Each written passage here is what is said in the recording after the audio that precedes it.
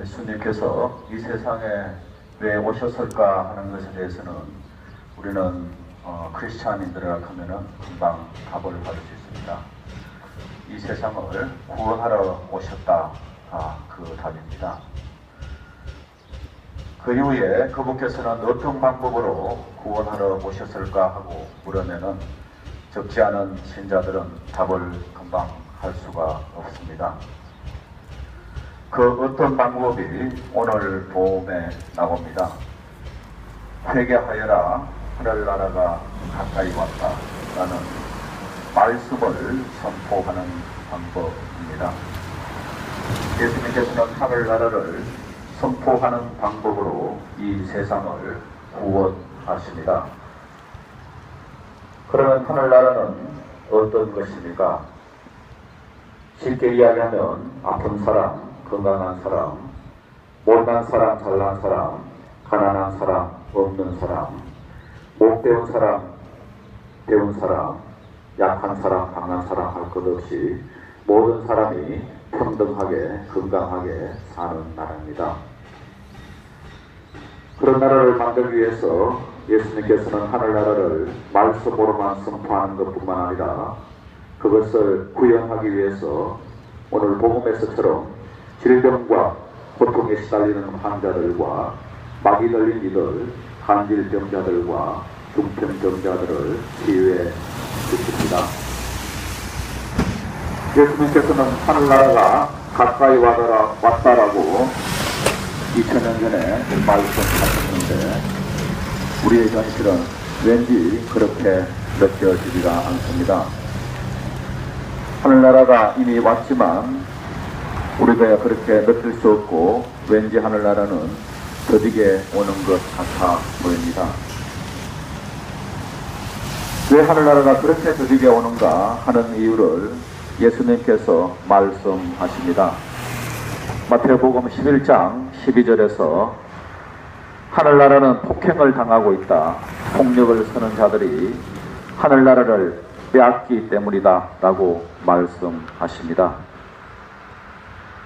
어제 우리가 들은 복음에서 헤로데가 예수님의 탄생 이야기를 듣자마자 예수님을 죽일 생각을 합니다.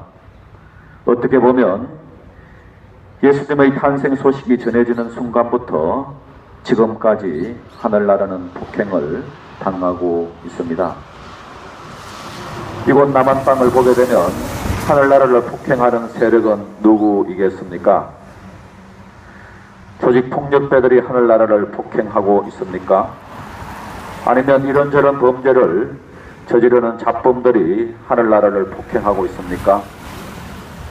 저는 그렇지 않다고 생각합니다. 물론 그분들의 행동을 정당화하는 차원에서 이야기하는 것은 아닙니다.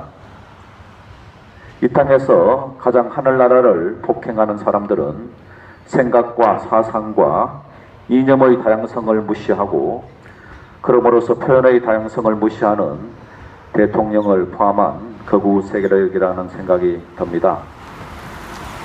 또 그들에게 동요되는 많은 사람들입니다.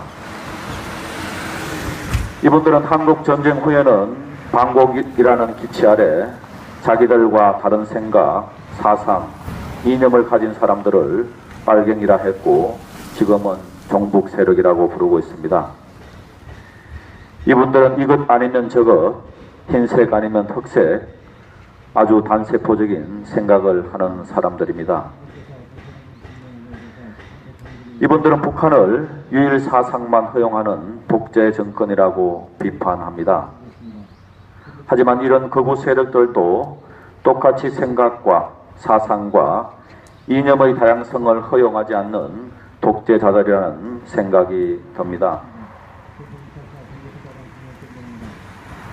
강우일 지원님이 지난 24일 제주중앙성당 주교자 성당에서 성탄 밤미사를 강론에서 헌법재판소에 의한 통진당 해산에 관해서 언급을 하셨습니다. 그 다음날 여기 강정에 오셔서 이 자리 미사 천막에서 성탄 남미사 강론을 하시면서 똑같이 헌법재판소에 의한 통진당 해산에 관해서 언급을 하셨습니다. 그 이후 그곳 세력들이 가만히 있지 않았다고 합니다. 종편을 통해서 패널들을 동원해서 강주교님을 난도질을 했고, 또 강주교님이 일하시는 교구청에 엄청난 전화를 해서 교구청 업무가 한때 차질이 있었다고 합니다. 과거 김수환 추기경 시절 박정희 독재 정권이 추기경이 하실 말들에 있어서 마음은 상했지만 추기경님의 업무를 방해한 적은 없었습니다. 이제까지 그곳 세력들이 신부들을 직접 공격하는 선례는 있었지만 주교를 직접 공격하는 선례는 없었습니다. 참 걱정되는 세상이 왔습니다. 흑백 논리 단세포적인 이런 극우 세력들이 활개치는 한 남한에서 하늘나라는 폭행을 계속 당할 수밖에 없다는 생각이 듭니다. 오늘 복음에서 예수님께서 회개하여라 하늘나라가 가까이 왔다 라고 하십니다. 예수님께서는 회개하여라 할 때 윤리적인 죄에 대해서 회개하라고 말씀하시지 않습니다. 하나하나 개인적인 죄에서 회개하라는 말씀이 아닙니다. 예수님께서는 근본적인 회개를 촉구하십니다. 다시 말하면 하나님을 향하지 않는 사람들은 하나님을 향하라는 촉구입니다. 하나님은 사랑입니다. 사랑을 향해 있지 않는 사람들은 사랑을 향하라는 촉구입니다. 우리나라는 남북이 대치해 있는 특수한 상황이라 하지만 언제까지 북한 사람들을 적으로만 보고 살아야 합니까? 그분들도 우리와 같은 인간이며 같은 문화, 같은 언어를 쓰는 형제라는 생각도 동시에 할 필요가 있습니다. 하늘나라를 폭행하는 그곳 세력에 의해 이 땅에서 하늘나라가 참 더디게 오는 형국이지만 며칠 전 강우일 주교님께서는 그곳 세력의 공격을 받고도 이런 말씀을 하셨습니다.